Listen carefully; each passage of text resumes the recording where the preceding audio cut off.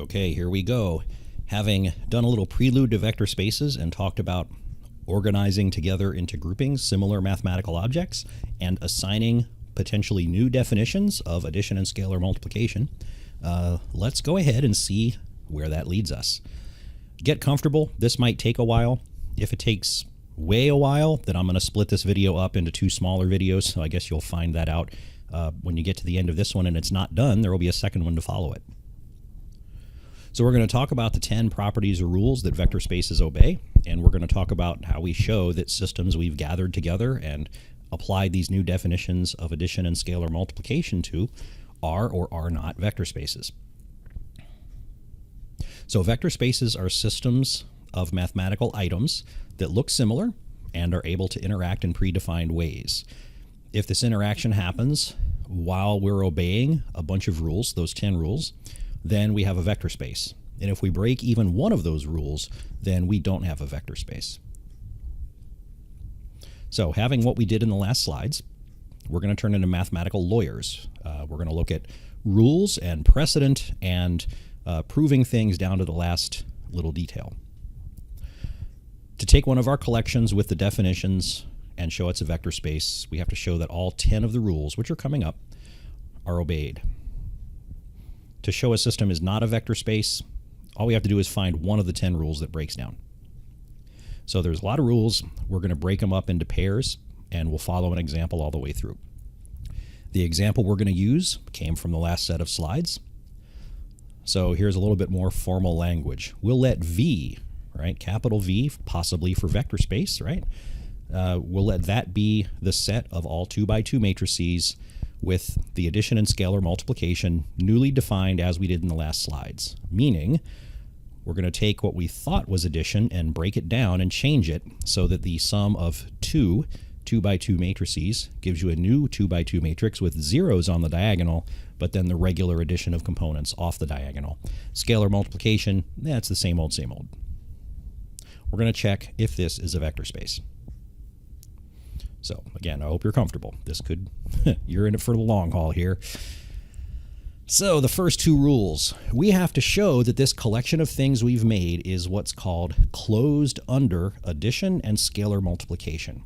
Closure means once you're in the set, you don't get out, which means if we take two things that are in this set and add them together, the new thing that we create also has to be part of this set. And if we take one element in the set and multiply it by a scalar, right, and a scalar is just any old real number, then that scalar multiple is also in the set.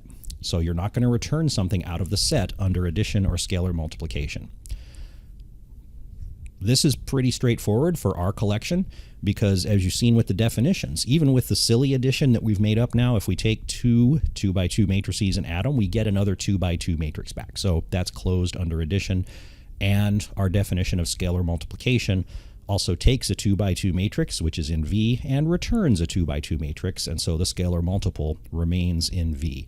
And so this set is closed under addition and scalar multiplication. Now here we go into the Wayback Machine where we're actually going to reintroduce the phrases commutative and associative, right? So in order for this collection we're making to be special, the addition that we've defined has to behave in a particular way. One of the ways it has to be defined or has to work is it has to be commutative. It cannot matter what order we do the addition in. So it can't matter whether we do u plus v or v plus u. We have to get the same thing back. That's commutative.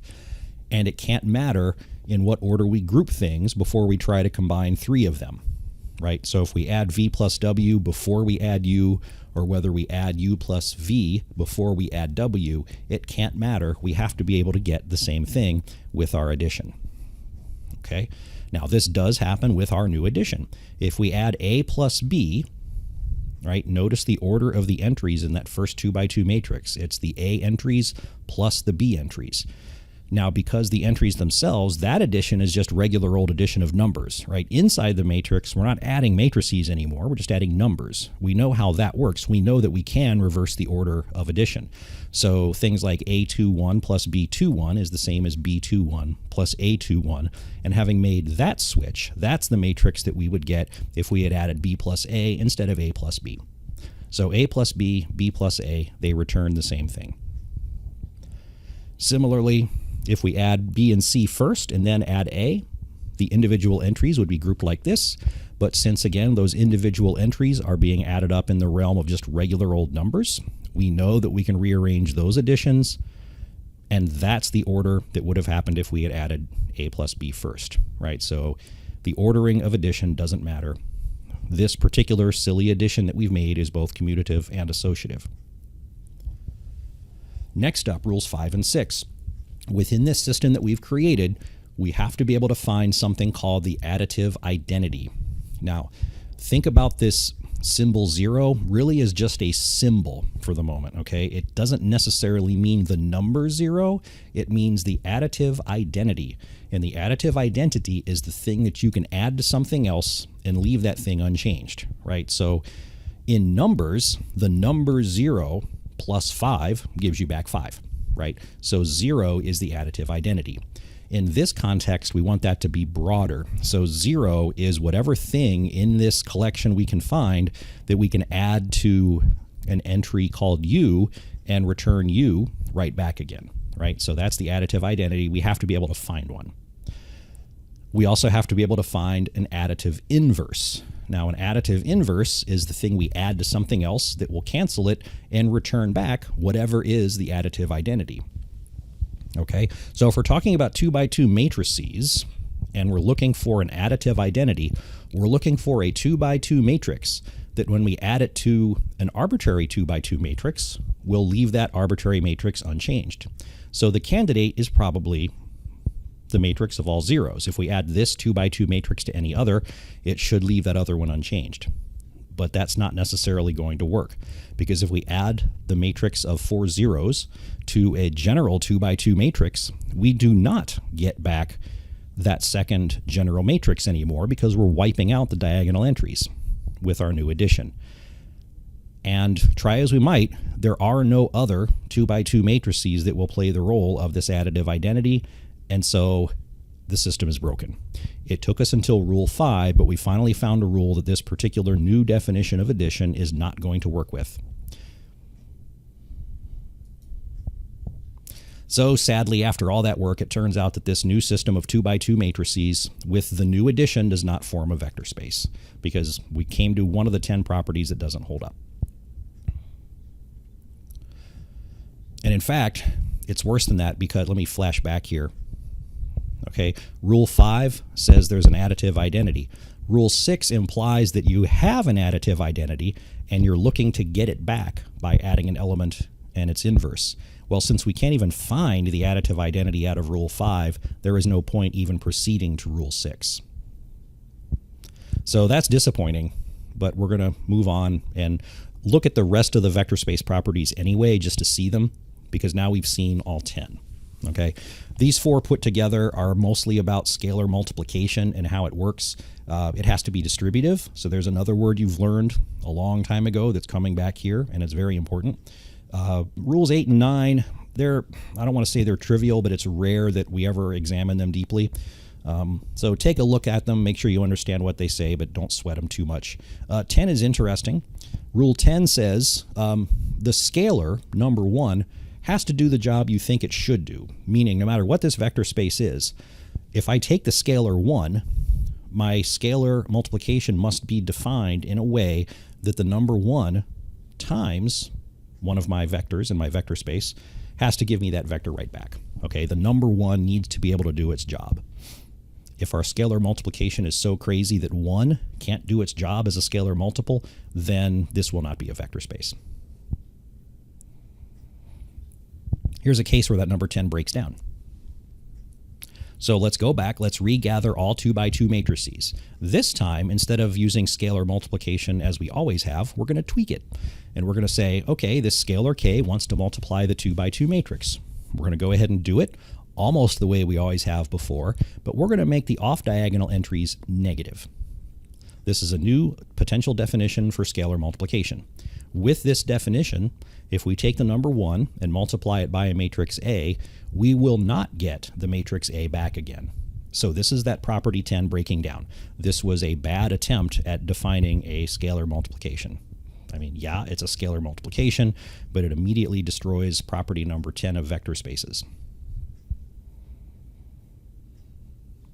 Okay, let's think back to other examples we did in the previous slides and see if we have any better luck. So remember, in those slides, we also looked at all third-degree polynomials, and we defined addition and scalar multiplication very strangely, where addition was now the difference of the components, of the coefficients of the polynomial, and scalar multiplication now meant that we take our scalar and we multiply every other term in the polynomial by that scalar. Will this produce a vector space? Will this produce something that holds up against all 10 of those vector space properties? No, it definitely will not. Okay, so here's the first 6, just to give you something to focus on. How many of these do you think that particular addition and scalar multiplication is going to violate? Okay, well, with this addition and scalar multiplication, if we add 2 third-degree polynomials, we'll still get a third-degree polynomial back. If we do scalar multiplication of a third-degree polynomial, we will get a third-degree polynomial back. The first 2 rules are fine. So far, so good. But check out rule number 3. Rule number 3 says we should get the same thing back no matter what order we do the addition in. Is that going to work here? I don't think so, because p plus q will produce a3 minus b3 as the first coefficient. Q plus p would produce b3 minus a3. Those are not the same. They're negatives. Okay, so 3 fails, which means 4 fails. Since 3 fails, we can't even ask about 5 because 0 plus u wouldn't be u plus 0 necessarily. The addition is not commutative, so 5 doesn't work. And since 5 doesn't work, there's no point looking at 6. So there's a cascade of failure for this particular one. So it was fun to think about that addition and scalar multiplication, but it really was nonsense. Okay, and here's why property 3 fails if my verbal explanation didn't really help. But here's a comparison of p plus q to q plus p. Notice all the coefficients are not going to be the same. They're all going to be negatives. So p plus q is not the same as q plus p with this definition.